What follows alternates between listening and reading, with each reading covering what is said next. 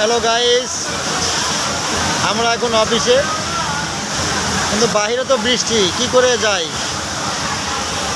তাই অপেক্ষা করতেছি আমরা।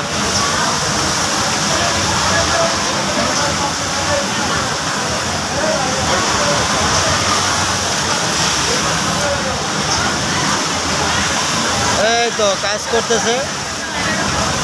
আমাদের অফিসের নাম liberty network limited microfibre group, Kaliakair, Gazipur.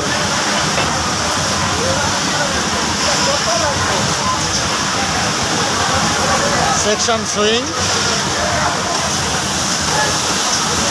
আমরা সবাই ডিউটি অবস্থায়, কিন্তু বাইরে বৃষ্টির কারণে আমরা বেরোতে পারতেছি না।